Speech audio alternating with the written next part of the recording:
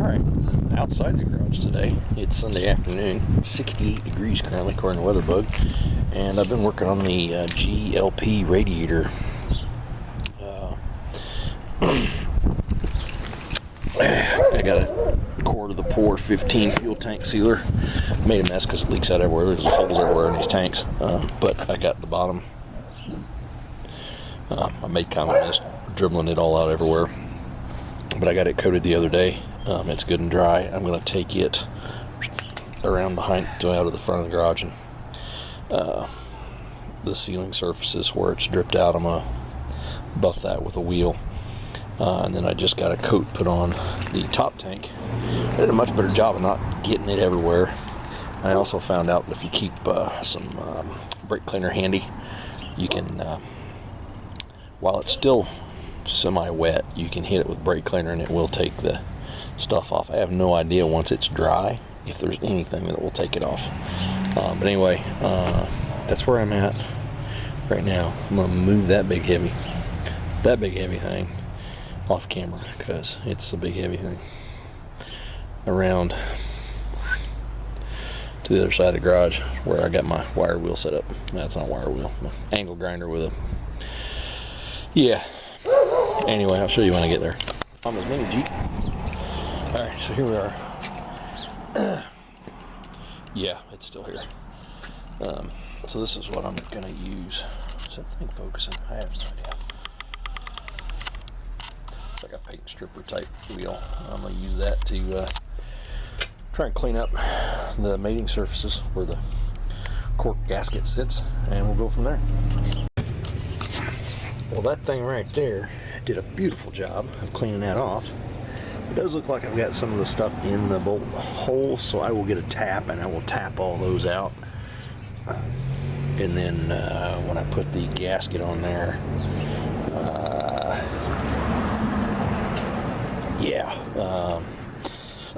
the cork gasket's adhesive back, so I'll probably stick it to the radiator.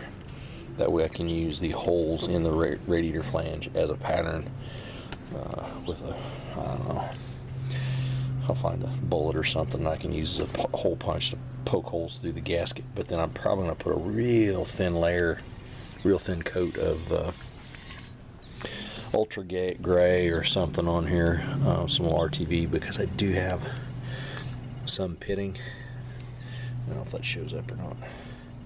Yeah, a good spot right there. It's pitted.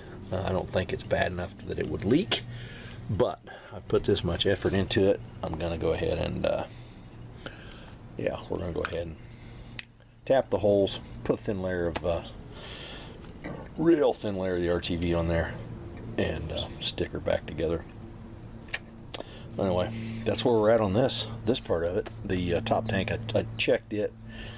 It is still a little tacky, so we're not gonna be able to do much with it today yet. I'll probably let it sit overnight. That one set overnight, so definitely let this set overnight. And then I've got a mess. I'm glad I put let me rephrase that. I'm glad my wife talked me into putting this cardboard down, so that I didn't make a mess all over this sidewalk. Anyway, so I gotta do a little cleanup in here. This is another little hobby. Got some videos on these. This is a 5-pound Pro Stock National Micro Mini pulling tractor.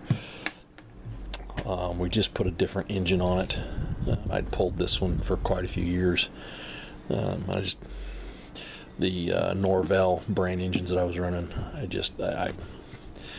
they're really, really finicky, and I got tired of messing with them. And they changed the rules, allow us to go from 0.061 cubic inches maximum up to 0.07. So I got one of these 0.07s from a fellow puller out in Iowa that makes parts and sells and does stuff. Got it all mounted. The problem I've got is the engine needs to turn, as you're looking at it, it needs to turn counterclockwise, which is lefty-loosey, which means all my threaded stuff on the end of the crankshaft is lefty-loosey. So I've been having issues trying to get it turned over to get it started. Anyway, I'm gonna play with this a little bit tonight, and when I get that done, I'm gonna clear off the top of my toolbox here, so I can bring the big tank that's over there and set it back up here, up out of the way. And at some point, I need to do some cleaning so that I can get around in here a little better. Anyway, hopefully we're about done needing that bad boy, so we can get it out. That'll clean up some space. And yeah, that's kind of where I'm at. Of course, I got the shroud for the radiator. There's a new, supposedly I don't know if it's new, but there's supposed to be a really good core in that box.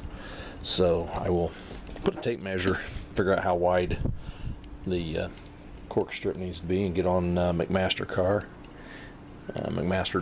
and order a roll of it, and then we can get started on corking up and start putting things together. And I got to dig back in behind there. There's metal strips that go on top of the radiator cord that spread the load with the bolts and stuff. So anyway, I think I'm going to put new bolts in it. I don't know. Anyway, I'll be back.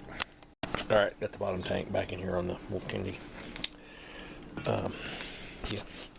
Anyway, I went to put the plug back in the drain hole down there. I don't know if it'll show up or not, but I got a lot of the Pour 15 tank sealer in the threads, so I can't get this screwed in. So I'm either gonna have to try to find a pipe tap that big, or I don't know if I can get a small wire wheel. Anyhow, it starts and it goes in a little ways, but I don't think it goes in nearly far enough to actually seal up the hole. We're just gonna, I gotta do something else. I'm not gonna mess with putting that back in there. Anyhow, so there is the bottom tank. Like I said, definitely got a light coat of something, plus I gotta tap out all those holes. And the top tank.